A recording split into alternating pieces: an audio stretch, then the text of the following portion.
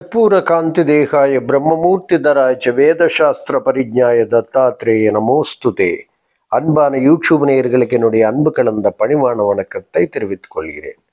2025 ஆண்டு ஆங்கில புத்தாண்டினுடைய பலன்கள் நம்ம பார்க்க போகிறோம். 2025 ஆண்டு மிக முக்கியமான ஆண்டாக நாம் கருதுகிறோம். ஏன் காரணம் என்றால் 3 மகத்தான பயிற்சிகள் நடைபெறுகிறது. அதில் முக்கியமான பயிற்சியாக பார்க்கக்கூடிய சனி பயிற்சி என்பது 30 வருஷங்களுக்கு ஒரு சமயம் மாறக்கூடிய ஒரு அற்புதமான பயிற்சி. சனி பகவான் ஜீவனக்காரகனாக ஆயுள்காரகனாக போற்றப்படுகிறார். ஒரு மனிதனுடைய வாழ்க்கையில ஒரு 30 மாதம் ஒரு ராசியிலோ தங்கி ஒரு அற்புதமான யோகங்களை தரக்கூடிய ஒரே ஒரு ஆற்றல் சனி பகவானுக்கு உண்டு. அதாவது சனி போல கொடுப்பார் இல்லை, சனி போல கெடுப்பார் இல்லை அப்படின்றது பழமொழி. காரணம் என்னன்னா, சனி பகவான் கொடுக்க ஆரம்பித்த குப்பத்தில் இருக்கிறவனை கூட கோபுர உச்சாணி கொண்டு போயிடுவார். அதே மாதிரி கோபுர உச்சாணியில் இருக்கிறவனை கூட குப்பத்தில் தள்ளிடுவார். ஒரு சாதாரணமாக இருந்த ஒரு மனிதனை மிகப்பெரிய உயர்ந்த நிலை கொண்டு போய் பட்டம் பதவிகளை ஏராளமான செல்வ சம்பத்துகளை அள்ளி தருவான். அதே நேரத்தில் அவன் ஒன்றுமில்லாம மரணப்படுக்கையில் படிக்க வைக்கக்கூடிய ஆற்றல் கூட சனி பகவானுக்கு உண்டு. அது புராணங்களில் ஏராளமான பேர் நம்ம பார்த்துருக்கணும். அதாவது நலமன்னரை பார்த்துருக்குறோம். இன்னைக்கு திருநள்ளாறுன்னு சொல்லக்கூடிய சனி பகவானுடைய திருஸ்தலத்தில் நலதீர்த்தம்னு சொல்லக்கூடிய அந்த நலனுக்கு ஏற்பட்ட நாடு நகரம் மக்களை இழந்த ஒரு பட்ட கஷ்டம் சனி பகவானால் நமக்கு இனி புராண வரலாறுல நம்ம பார்த்துட்டு இருக்கோம். மன்னாதி மன்னர்களை கதி கலங்க வைத்த ஏராளமான புராண வரலாறுகளை சனி பகவானுக்கு உண்டு. துரியோதனை போன்ற ஏராளமான மிகப்பெரிய சக்கரவர்த்திகளை ஹரிச்சந்திரன், மாமன்னன் ஹரிச்சந்திரன், சர்வ வேதங்களை படித்த ஒரு அற்புதமான ஆற்றல் கொண்ட ராவணன் கதி கலங்க வைத்த தருணங்கள்.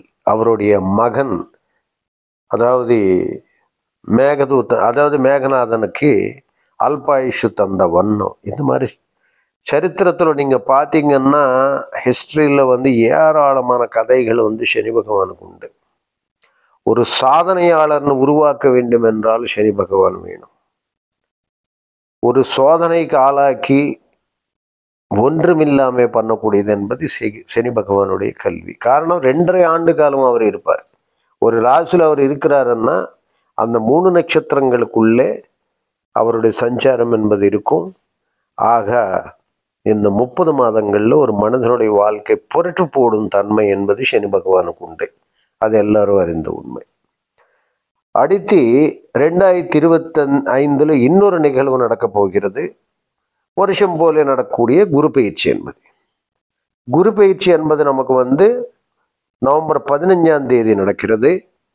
குரு பகவான் சகல வல்லமை படைத்தவர். நவக்கோள்களிலேயே சுபக்கிரகமாக போற்றப்படக்கூடியவர். குரு பார்க்க கூடி நன்மை என்ற ஒரு அற்புதமான பழமொழி பெற்றவர். அதாவது அவர் தருகின்ற நன்மைகள் ஏராளம், மனிதனால் கணிக்க முடியாது. அவருடைய கர்ம வினைகளுக்கு சம்பந்தப்பட்ட எண்ணற்ற அதிசயங்கள் நிகழ்த்தக்கூடிய ஆற்றல் அந்த குரு பகவானுக்கு உண்டு. காரணம், அவர் முழுச்சுபர். அந்த முழுச்சுபராக இருக்கிறதுனால அவரை பார்க்கக்கூடிய 5, 7, 9 என்று சொல்லக்கூடிய இந்த முத்தான 3 பார்வைகளுக்கு ஒரு மகத்தான சக்தி உண்டு. அதன் விளைவாக ஏராளமான நன்மைகளை குரு பகவான் நமக்கு வாரி வழங்குவார். அது மட்டும் இல்லாமல் குரு பகவான் தனக்காரக்கரே. காது குத்து முதல் கல்யாண காட்சி வரை நடைபெறுகின்ற அனைத்து மங்கள சுபகாரியங்களுக்கு அவரே அதிபதியாக இருக்கிறதுனால 16 செல்வங்களை பெறுவதற்கு உண்டாகின வழி அவரை தருகிறதுனால அவருக்கு குரு அருள் இல்லாமல் இந்த திரு அருள் கிடைக்காது என்ற பழமொழியும் ஏற்பட்டது. அடுத்து இன்னொரு முக்கிய நிகழ்வு 2025 நடக்கப் போகிறது. அது ராகு கேது பயிற்சி என்று சொல்லக்கூடியது. அது மே 18ஆம் தேதி நடக்கப் போகிறது. ராகு கேத்துகள் என்பது அதாவது ஒரு சாயா கிரகங்களாக போற்றப்படுகின்றது. அப்பிரதட்சணமாக சுத்தக்கூடிய கிரகங்கள், அதாவது நிஜ கிரகங்களை 7 ஆகினா, அதாவது சூரியன் முதல் சனி பகவான் வரை இருக்கின்ற 7 நிஜ கிரகங்கள், 2 நிழல கிரகங்கள். இது என்னங்க புதுசா நிழல கிரகங்கள்னு சொல்றாங்க? அப்படின்னா நிழல் ஒரு மனிதன் செய்கின்ற கர்ம வினைகளுக்கு சம்பந்தப்பட்ட 2 கிரகங்கள் அது. அதனால அது 180 டிகிரியிலும் நேர் எதிரியாக இருக்கும். அதாவது ஒரு மேஷத்தில் ஒரு ராகு இருக்கிறாருன்னா ஒரு துலாமில் வந்து கேத்து இருப்பார். 180 டிகிரி, அதாவது மொத்தம் 360 டிகிரிகள் கொண்ட ஒரு ராசி மண்டலம் எடுத்துக்கொண்டால் ராசி மண்டலத்தில் ஒரு பாதிக்கு 7ஆம் பாவத்தில் சப்தம பார்வை ராகு கேத்துக்கள். இந்த எதுக்கு 180 டிகிரின்னா ஆஃப் தி லைஃப். ஒன்று இப்படி இருக்கலாம் அப்படி இருக்கலாம்ன்றது நிர்ணயம் பண்ணக்கூடிய அவங்க தான். அதுக்கு தான் 180 டிகிரியில் இருக்காங்க. இப்போ ராகு வந்து என்னன்னா போகக்காரக்கனு, ஆசைகள் தூண்டுபவன். இந்த பூவுலகத்தில் எண்ணற்ற ஆசைகள் இருக்கிறதோ அனைத்து ஆசைகள் அனுபவிக்கக்கூடிய ஒரு தன்மை கொண்டவராக ராகு விளங்குகிறார். கேத்து வந்து இதெல்லாம் வந்து அப்படி நேர் ஆப்போசிட். அவர் ஞான மோட்சக்காரக்கனாக விளங்குகிறார். ஒரு மனிதனுக்கு எது நிலையற்றது, எது நிலையானது, எது மனிதனுடைய பிறவினுடைய தன்மை என்ன, இதெல்லாம் நம்ம பார்க்கும்போது அந்த ஒரு அற்புதமான அதாவது பிறவி சங்கல்லேருந்து வெளியே வர்றதுக்கு இப்போ மேலும் மேலும் வந்து பல தவறுகளை சென்று பல பிறவிகளை எடுத்து பல துன்பங்களை அனுபவித்து கொண்டு அவன் தொடர்ந்து செல்வதுக்கு உண்டாகின ஒரு முட்டுக்கட்டு போடுவது என்பது தான் கேத் என்பது ஞானக்காரக்கர். அதாவது ஒரு பொருளினோட தன்மை உணரக்கூடிய சக்தி. இந்த ஆன்மா என்ன, இந்த தேகம் என்ன, இந்த உடல் எங்கிருந்து வருது, இந்த உடலுக்கு வந்து இந்த ஆன்மா புரிந்ததுக்கு பிறகு நாமே இத்தகையான கர்ம வினைகள் செய்கிறோம், எந்த வினை பயனாக வருகிறது, இந்த மெய் ஞானம் என்ன, ஆன்மீகம் என்ன அப்படின்ற ஒரு ஆழமான கருத்துக்களை கொண்ட ஞானத்தை தருபவனே கேது பகவான். அதனாலதான் பட்டணத்தார் போன்ற மிகப்பெரிய செல்வந்தர்கள் கூட ஒரு நொடி பொழுதிலேயே அனைத்து செல்வங்களை துறந்து விட்டு இந்த உலகத்தில் ஒன்றும் இல்லை சிவமயந்தா அப்படின்னு நினைத்து ஆன்மீக பக்கம் வந்தது காரணம் அந்த கேது பகவான். அதுவும் உண்மைதான். ஏன்னா இந்த உலகத்தில் நீங்கள் எதுவும் பண்ணவும் முடியாது, எது சேர்த்து வைத்தாலும் நீ கொண்டு போக முடியாது, அனைத்தும் இருக்கும் வரைதான் அப்படின்ற ஒரு அற்புதமான உணர்வை தருபவன். இந்த மாயா உலகத்தில் எது பின்பற்றி வருகிறது, எங்கே நாம் செல்கிறோம் என்று, எதுக்காக வந்தோம் என்று ஒரு ஞான உணர்வு பெறுவது என்பது தான் ஆன்மீகம் என்றது இல்லையா? நிறைய பேர் ஆன்மீகத்தில் வந்து ஆன்மீகம் என்றால் ஒரு ஆன்மாவின் உட்கருளை கேட்டுவது என்பது, ஆன்மா பற்றிய ஒரு ஞானம். அப்போ ஆன்மா பற்றிய ஒரு ஞானம் வந்தாதான் if you have a self enquiry, a self quest for your atma, then only you know about the paramatma. இந்த ஆத்மா பரமாத்மா சங்கம் என்பது அப்படிதான் ஏற்படும். ஆத்மா பற்றியே நமக்கு விளக்கம் இல்லை என்றால் இனி எது பற்றி தெரியாது. ஆத்மா பற்றிய விளக்கம் இல்லை, அவங்களுக்கு ஒரு உள்வுணர்வு இல்லை என்றால் இந்த உடலே உலகம் நினைச்சுட்டு அதே போயிட்டே இருப்பா. அது இருக்கிற வரை இருக்கும், போயிடும். அப்புறம் அடுத்து ஏதோ ஒன்று பண்ணுவா, அடுத்து மறுபடியும் அடுத்து பிறவெடுப்பா, துன்பங்கள் அனுபவித்து கொண்டே இருப்பான். இது நிலையானது இல்லை.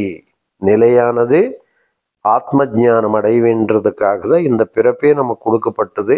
அதனால ஏழைய உயிரினங்களில் மனிதன் வந்து ஒரு சிறந்த ஒரு உயிரினமாக கருதப்படுவது. ஆறறிவு கொடுத்த மனிதனை எத்தகையான ஒரு ஞான நிலையை கொண்டு செல்வது, பரமாத்மாவன் அடையிறது என்பதுக்காக தான் இந்த மனித பிறவு என்பது இலக்காக நிர்ணயிக்கப்பட்ட என்பது தெரிந்து கொள்வதற்கு அந்த ஆத்ம ஞானம் அவசியமாகின்றது. அந்த ஆன்மா பற்றி ஞானத்தை தருகின்றது தான் கேது என்பது. அதனால தான் நிறைய பேர் வந்து அதாவது இப்போ ஒருத்தர் இருக்கிறாரு, ஒருத்தர் இப்போ நல்லா படித்தவன் என்ன பண்ணுவா, ஒவ்வொரு செக்ஷன் தாண்டி போயிட்டே இருப்பான். படிக்காதவன் என்ன பண்ணுவா, ஒவ்வொரு செக்ஷனில் 2-3 வருஷம் படிச்சுட்டு தான் வருவா. அதுவும் ஆத்ம ஞானம் அப்படிதான். நம்ம ஆத்மா பற்றி தெரிந்து கொள்ளவில்லை, ஆன்மீகத்தை பற்றி புரிந்து கொள்ளவில்லை என்றால் மேலும் மேலும் 2-3 பிறவை எக்ஸ்ட்ரா எடுக்க வேண்டியது வரும். அதுலேயும் மறுபடியும் நீங்கள் தான் கஷ்டப்படணும், இன்னொருத்தர் கஷ்டமாட்டா. ஏன்னா உனக்காக இன்னொருத்தரை சாப்பிட்டா உன் பசி தீராது அல்லவா? ஆக உன்னுடைய ஞானம் என்பது நீ அடைய வேண்டும் என்றதுக்காக இந்த நவக்கோள்களில் வந்து இந்த ராகு கேத்துகள் என்பது ஞானம் தருகின்றது. ரைட், எனக்கு இது ஒரு ஆன்மீக ஞானம். ரைட், இனி 3 பயிற்சிகள் வந்து 2025 ஏற்படுவதனால மிகப்பெரிய முக்கியத்துவம் வாய்ந்த ஆண்டாக 2025 நம்ம பார்க்கின்றோம்.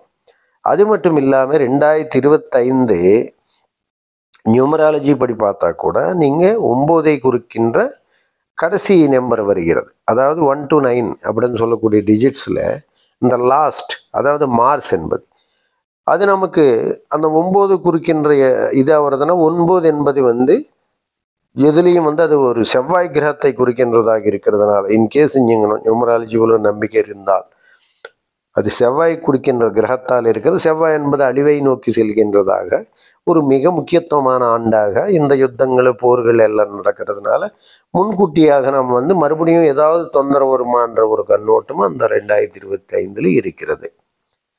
இந்த 3 பயிற்சிகள் முக்கியத்துவம் வாய்ந்த 3 பயிற்சிகள், அதாவது சனி பகவான் ஒரு மனிதனுடைய நோயினுடைய ஏற்ற வாழ்க்கை, அவருக்கு உண்டாகின கரெக்டான ஒரு வேலைகள் ஒரு முக்கியத்துவம் தரக்கூடியது. ஏன்னா 2.5 ஆண்டு ஒரு ராசியில் தங்குது இல்லையா, ஒரு மிகப்பெரிய ஒரு ஸ்டெபிலிட்டியான பிளானட்டாக அது கருதப்படுகிறது.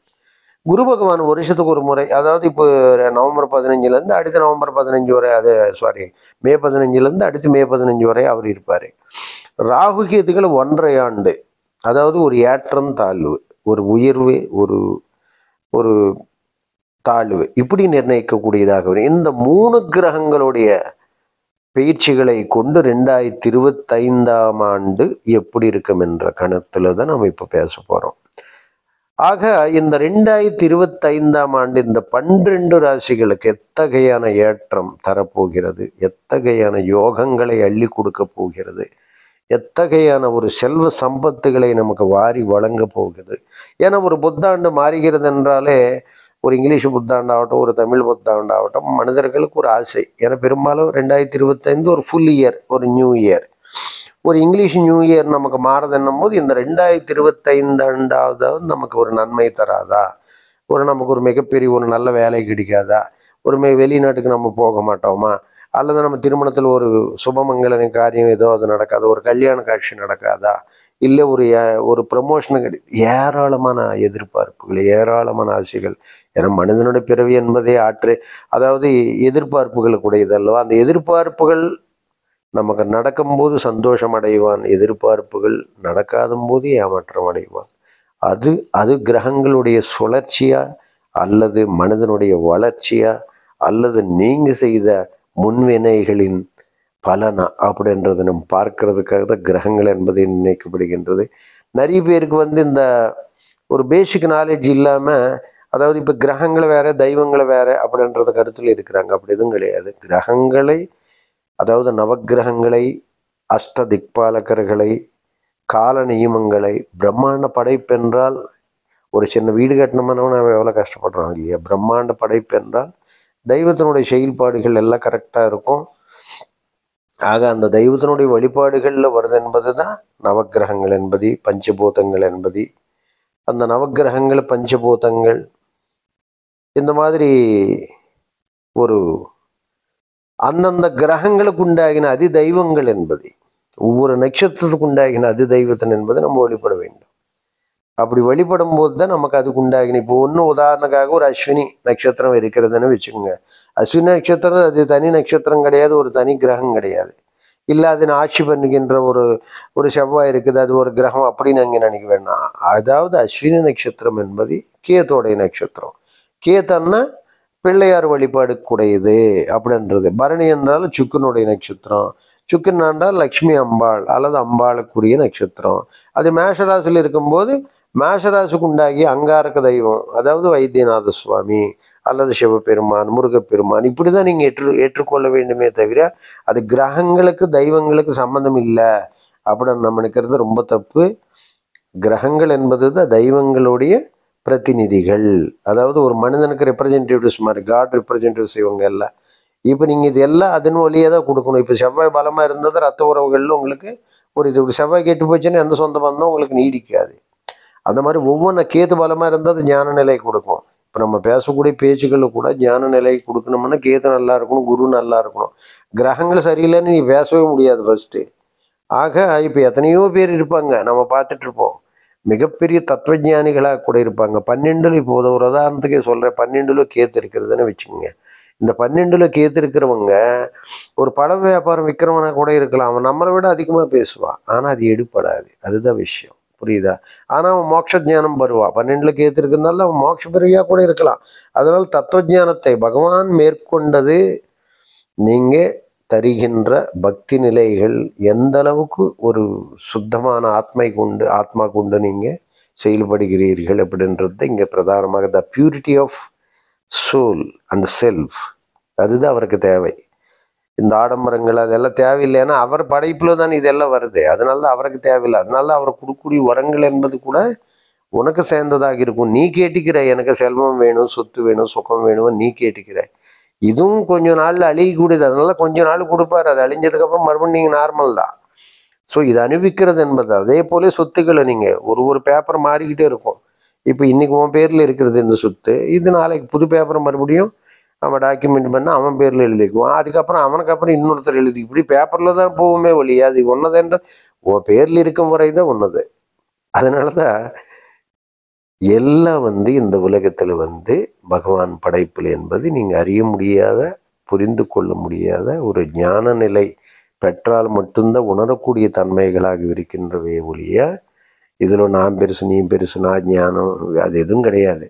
மகான்கள், ஞானிகள், அவதாரங்கள், சத்புருஷ், அதாவது ஒரு மிகப்பெரிய அவதாரங்களை கூட தெய்வங்களே பூமி மேலே இப்போ இந்தியாவுக்கு மிகப்பெரிய ஒரு ஒரு முக்தி பூமியான்னு நம்ம சொல்கிறோம். இப்போ திருவண்ணாமலை நம்ம ஸ்மரண மாத்திரத்திலேயே அதாவது ஒரு முக்தி தரக்கூடியதாக சொல்கிறோம்.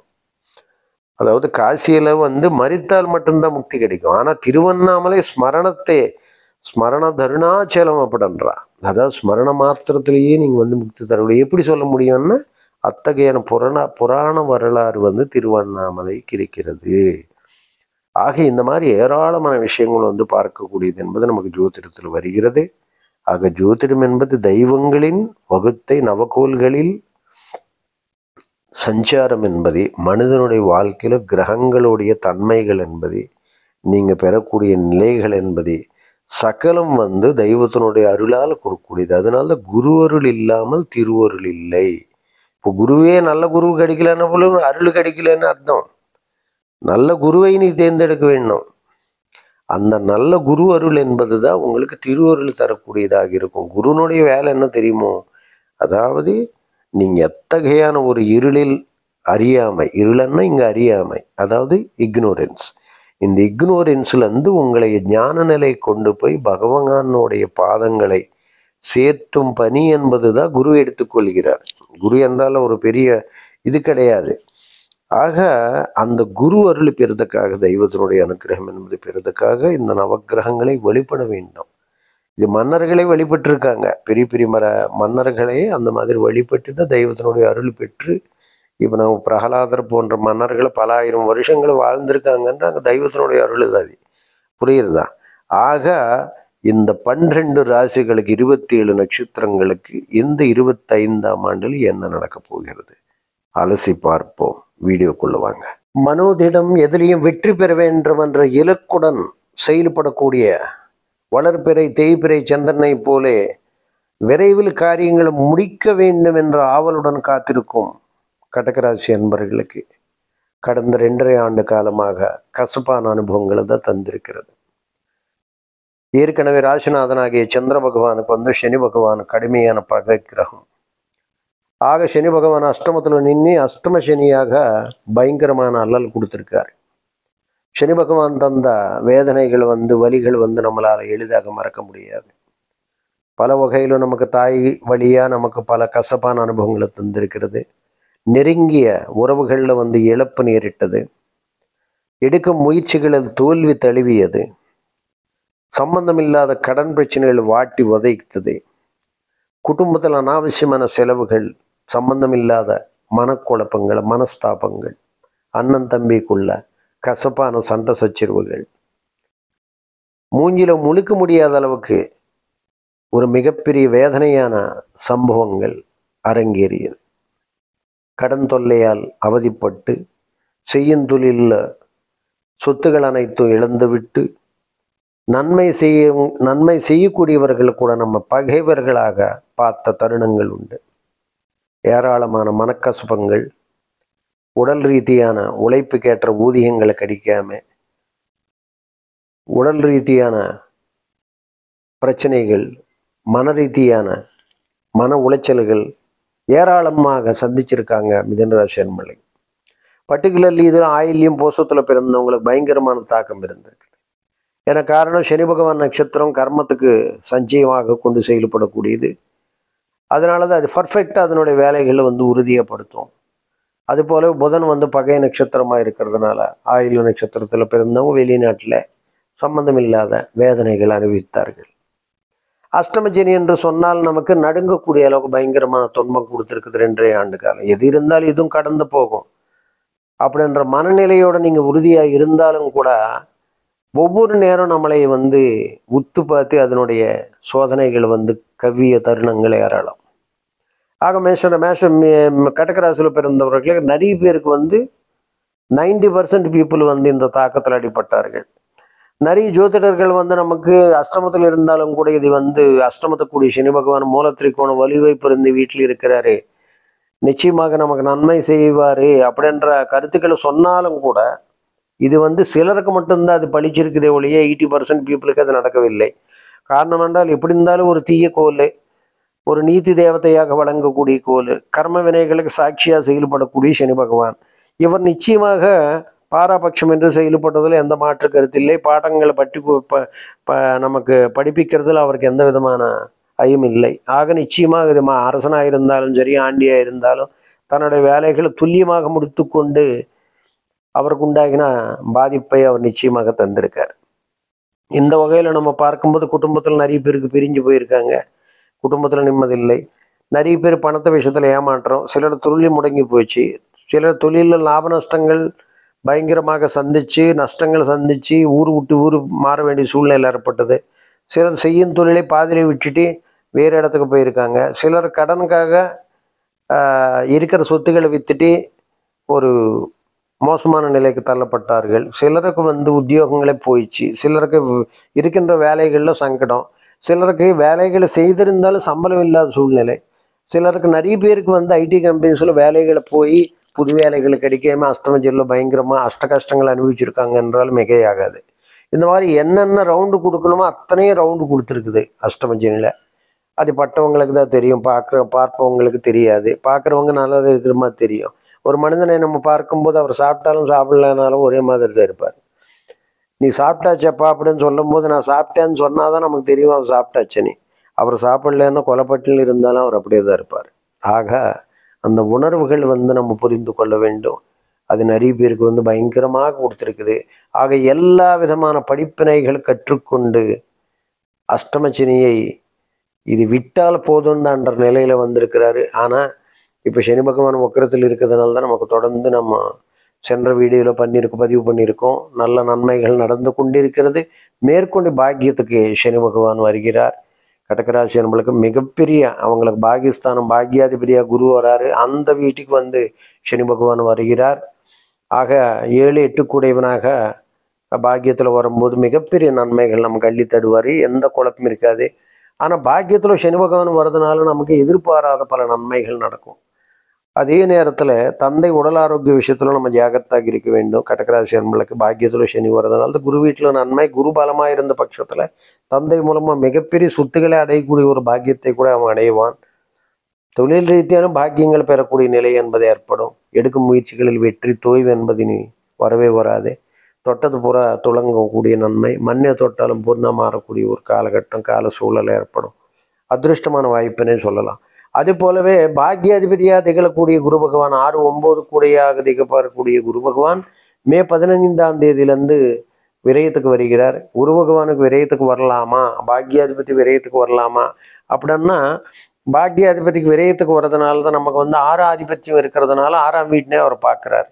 ஸோ 6, 9 கூட ஆதிபத்தியம் வர்றதுனால எப்போ நமக்கு கடகராசி நம்மளுக்கு தொழில் ஸ்தானத்தில் சனி பகவான் இருந்துட்டு அவர் 10ஆம் வீட்டில், அதாவது குரு பகவான் விரயத்துக்கு வர்றது என்பது மிகப்பெரிய ஒரு நன்மையை செய்வோன்னு சொல்லலாம். காரணம் என்றால் அவர் அங்கிருந்தபடியே 6ஆம் வீட்டுன்னு பார்க்குறாரு. 6ஆம் வீட்டுன்னு பார்க்கும்போது எல்லா கடன்களும் முற்றிலும் நீங்கிவிடும். கடன்ற தொந்தரே இருக்காது. 6ஆம் பாவத்தினுடைய குரு பார்வை கோடி நன்மை அல்லவா. ஆக வழக்கு, வம்புகள், வாஜ்யங்கள், கோர்ட்டு வழக்கு, சம்பந்தமில்லாத நோய் நொடிகள் அனைத்தும் மறைந்துவிடும். ஆக குரு பகவானுடைய அருள் என்பது பரிபூர்ணமாக செயல்படும். அது மட்டும் இல்லாமல் 4ஆம் வீட்லேயும் அவருடைய பார்வை விழுவதனால 4, 6, 8 என்ற முறையில் 4ஆம் வீட்டில் விழும்போது ஒரு வீடு வாங்கக்கூடிய, ஒரு மனைவி வாங்கக்கூடிய, அல்லது ஒரு புது வீடு கட்டக்கூடிய, அல்லது ஒரு மனிதன் சுகப்படக்கூடிய நிலை, அஷ்டமஜனில் எல்லா பயங்கரமான கஷ்டங்களை எல்லாம் அனுபவித்து உடல் ரீதியாக மணல் ரீதியாக பயங்கரமாக சோர்ந்து போயிட்டீங்க, சுகப்படக்கூடிய அளவுக்கு ஒரு நல்ல நிலை உண்டாகும். நல்ல ஒரு மனை அல்லது ஒரு வீடு ஏற்படுத்தி தரும். ஒரு மிகப்பெரிய அதிருஷ்டம் நமக்கு 4ஆம் வீட்டின் குரு பார்க்கறதுனால ஏற்பட போகிறது. வாகன வண்டிகள் மூலமாக மிகப்பெரிய நன்மை, ஆசைகள் நிறைவேறும் காலமாக நம்ம சொல்லலாம். அதுபோல் கடன்கள் அடிச்சிருவாங்க. அதுக்கப்புறம் 8ல் வரதுனால குரு பகவான் எதிர்பாராத தனயோகம், அதிருஷ்டம், வாய்ப்பு, பல நன்மைகள் நமக்கு நடக்கிறதுக்கு ஒரு வாய்ப்பு இருக்குது. அதே போல் நமக்கு இப்போது கேது பகவான் ராசிக்கு 2ல் வர்றாரு, அஷ்டமத்தில் ராகு வர்றாரு. ஸோ கேது வர்றதுனால தான் நமக்கு தெய்வத்தினுடைய அனுகிரகம் என்பது, 2ல் பக்தி ஞானம் வழிகள் மூலமாக மிகப்பெரிய நன்மை என்பது, கேது 2ல் சூரியன் வீட்டில் இருக்கும்போது மிகப்பெரிய நன்மைகள் நமக்கு நடக்கும்ன்றது. அஷ்டமத்தில் ராகு வரதுனால சனி பகவான் வீட்டில் இருக்கிறதுனால நிச்சயமாக நன்மை செய்வார். காரணம் சனி பகவான் ராகுக்கு ஒப்பானவர், மிகப்பெரிய நன்மைகள் நிச்சயமாக அள்ளி கொடுப்பார். அந்த வகையில் நமக்கு ராகு கேது பயிற்சி நன்மை தரப்போகிறது. சனி பயிற்சி நமக்கு பாக்கியத்தில் வர்றதுனால தான் மிகப்பெரிய நன்மை செய்ய போகிறது. ஏன்னா 2.5 ஆண்டு காலம் ஒரே ராசியில் தங்கி நிலையான ஒரு நன்மையை செய்யக்கூடிய ஒரு கிரகமாக சனி பகவானை நம்ம பார்க்கிறோம். அந்த வகையில் அவர் நமக்கு 2.5 ஆண்டு காலம் பாக்கியத்தில் நின்று விபரீத பாக்கியங்கள் அள்ளி தருவார். குரு வீட்டில் இருக்கிறதுனால தான் நமக்கு நிச்சயமாக நன்மை உண்டு. 7, 8 கூடையவனாக வர்றதுனால பாக்கியம், சப்தமாதிபதி பாக்கியத்தில் வர்றது ராஜயோகத்தினுடைய அடிப்படை. ஸோ நிச்சயமாக பொது வாழ்வில் உள்ளவங்க, பதவி யோகங்கள் எதிர்பார்க்குறவங்களுக்கு மிகப்பெரிய ஒரு பதவி யோகம் கிடைக்கும்.